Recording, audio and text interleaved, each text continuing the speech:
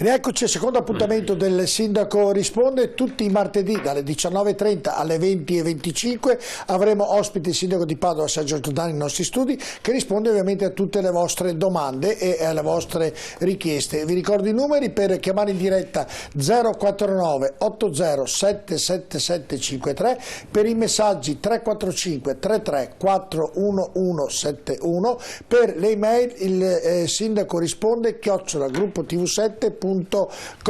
Dennis in regia mi dice che sono già arrivati dei messaggi, andiamo a leggerne i primi 4, ovviamente a ogni messaggio il sindaco risponderà. Prego Dennis. Sì, cominciamo con il primo che adesso vedete in grafica. Via Facciolati, traffico, tanto, troppo traffico in ogni momento, paragonabile ad una camera a gas irrespirabile. Cosa fa questa amministrazione o cosa fare per limitare questo enorme traffico? Grazie Giovanni. Tutta Padova c'è traffico, lo devo dire, lo provo anch'io, lo vedo perfettamente.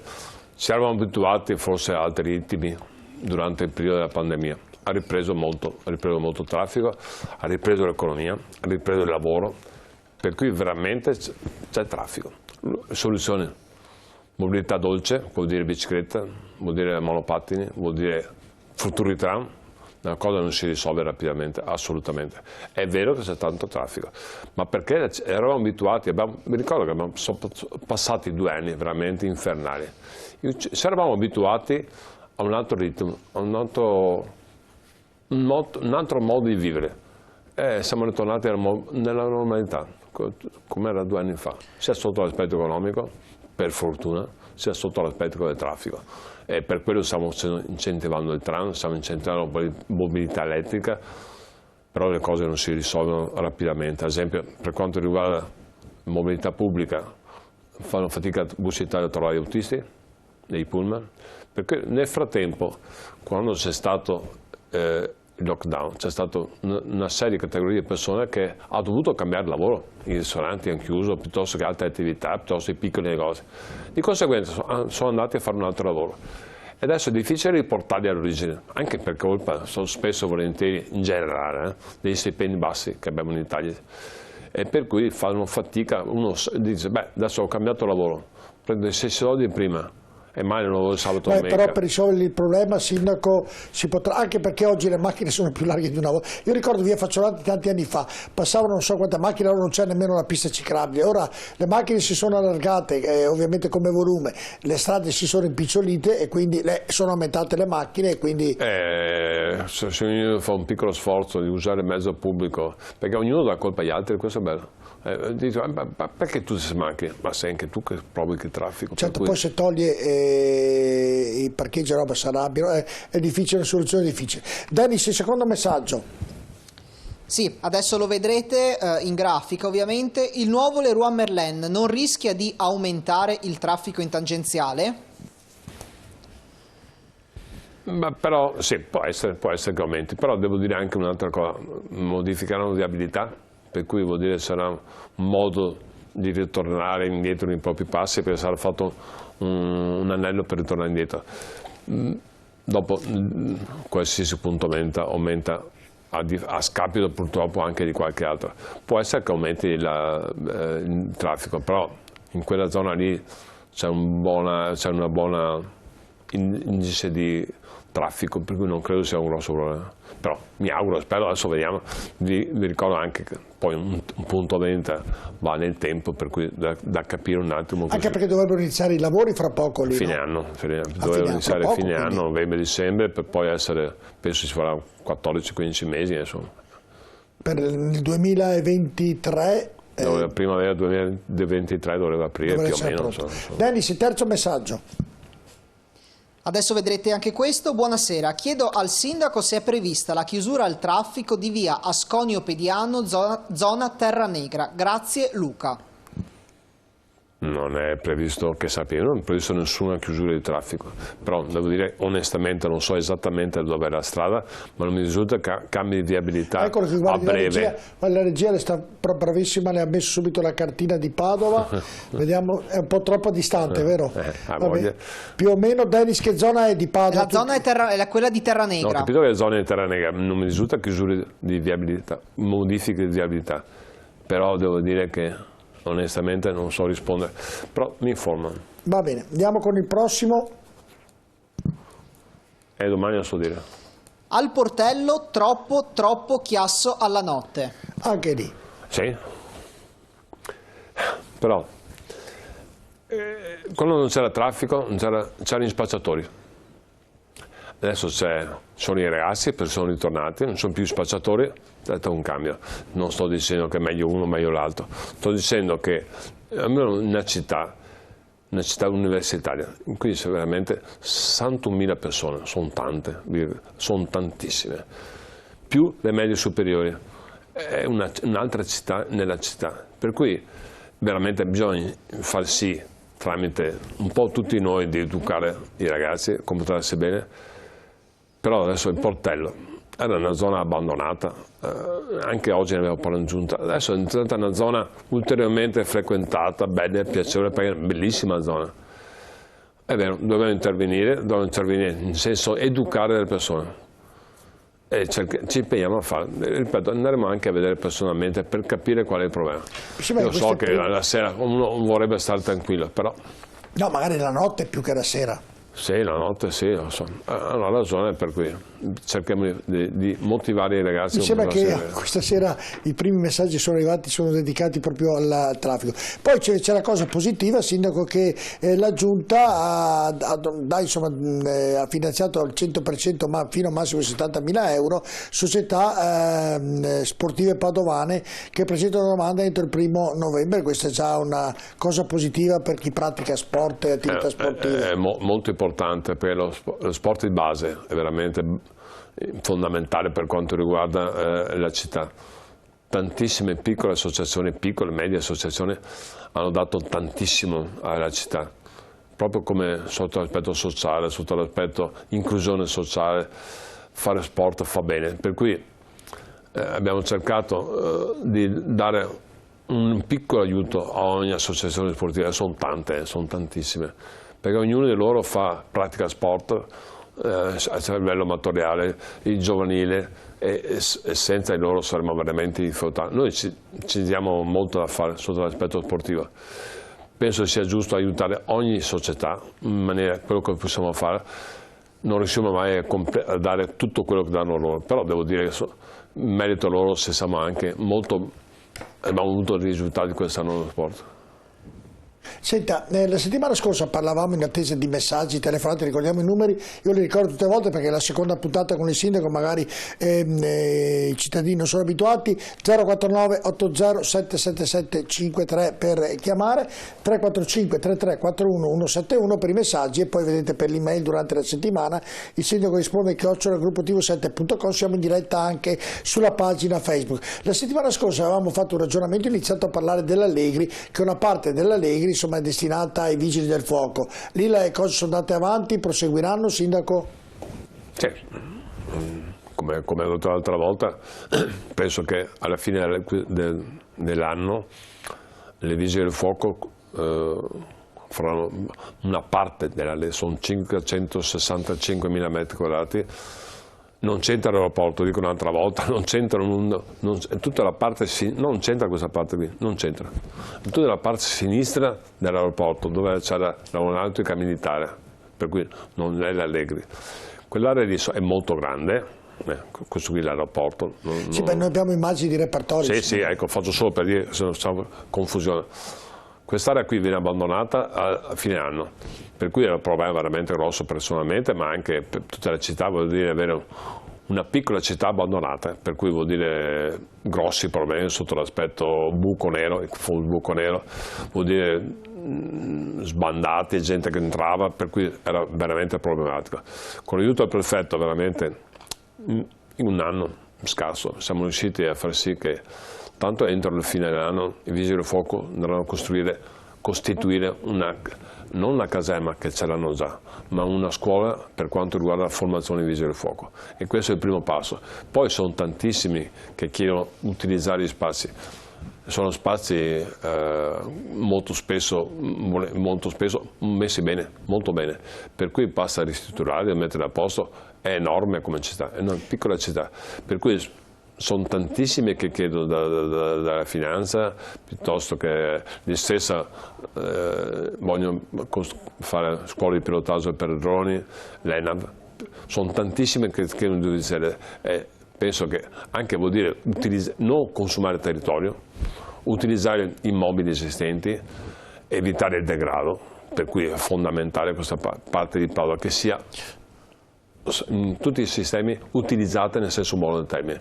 Nel primo passaggio fondamentale che entri in vigili del fuoco e poi seguire un po' alla volta altre istituzioni, sia pubbliche ma anche private, possono essere sport, per cui ogni tanto uno sente ma c'è spazio, mi interesserebbe per fare questo. Abbiamo tante caserme a Padova, tanti luoghi storici. Bisogna occupare tutti quanti, nel senso utilizzare, è fondamentale senza utilizzare ulteriore terreno. Senti, se vuole commentare queste amministrative, molte città sono andate appannaggio del centro-sinistra, qui vicino a noi Este e Conegliano addirittura dal centro-destra sono passate che nessuno se ne è aspettate al centro-sinistra, vuole fare un commento? Per quanto riguarda l'Est, ha vinto un civico, sono contento, mi fa piacere. Io penso che la gente, alla fine, la popolazione, i concittadini votano la persona, indipendentemente dal colore politico, perché hanno contatto diretto col sindaco, specialmente tipo Est, ma conoscono le persone bene, per cui si affidano alle persone più che al colore politico. Io penso che qualsiasi città vada gestita, per dire, a me non interessa poco il colore politico, francamente, io sono un civico. Oggi ho fatto i complimenti al sindaco di Trieste, non è di sinistra, non è di destra, è un centro-destra di piazza. Beh, appoggiato un po' dalle sinistre, insomma, dai. Prego? No. Il sindaco di Este. No, di Trieste. Ah, di no, Trieste. no, quello è il centro-destra, no, sì, quello sì. Quello di Este è un civico. Io avevo detto Este, ma ho fatto anche i complimenti a lui, ma anche quello di Trieste, certo. Che è di piazza, è stato sindaco molte volte, è una brava persona, che sia centro-destra, centro-sinistra, che sia un civico. Francamente a me interessa molto poco, a me interessa che alla fine un sindaco pensi alla propria amministra città. bene la città. Amministra la città. Ognuno ha il suo modo di fare, il suo modo di pensare, però al di là dei colori politici penso che la gente interessi chi amministra, che ha amministrato bene. Bene, messaggi sono arrivati ancora, cominciano ad arrivare parecchi. Dennis, cominciamo altra sfilza di 4 messaggi, iniziamo con il primo. Salve, visto che si parla sempre più spesso di alta velocità, come pensate ai cittadini che verranno espropriati lungo il tracciato? Gli starete vicino o li abbandonerete? Alta velocità inteso come ferrovie? Penso di sì. Penso di sì. Devo dire che saremo sicuramente a fianco di cittadini, questo fuori di dubbio. Chiaramente per quanto riguarda gli espropri sarà la Ferrovia dello Stato che se ne occupa, però nel tracciato devo ancora definirlo esattamente, è stato finanziato. Ma quindi gli espropri li dovrà pagare a carico delle Ferrovie dello Stato? Ovviamente sì, certo. No, perché il telespettatore, il cittadino chiede se il Comune sarà vicino per questa... Sarà vicino nel senso che c'è una forte collaborazione con le Ferrovie dello Stato, chiaramente tuteleremo al massimo le persone, però chiaramente non esproprio, le esproprio non sono più che una volta, sono a valore di mercato, per cui, però chiaramente uno che è espropriato non è contento. Beh certo, specialmente poi se ha una certa età anche. Andiamo col secondo messaggio, Dennis. Buonasera Sindaco, io le chiederei maggiori controlli sulla sicurezza di Piazzetta Conciapelli. Io sono una ragazza giovane, quasi sempre mi muovo da sola e non mi sento sicura. C'è brutta gente, confido prenda a cuore la mia richiesta. Grazie, Valentina. Ricordo che abbiamo tutti i numeri di telefono, in redazione c'è anche l'assistente del Sindaco Giordani, quindi i numeri possono sicuramente essere presi e per correttezza avviso i telespettatori di questo. Prego Sindaco. Allora, non anche del problema in particolare Piazzetta Conciapelli, però quando riusciamo a animarli un po', dopo c'è la protesta di chi sente i rumori. È un po' difficile trovare l'equilibrio di queste cose.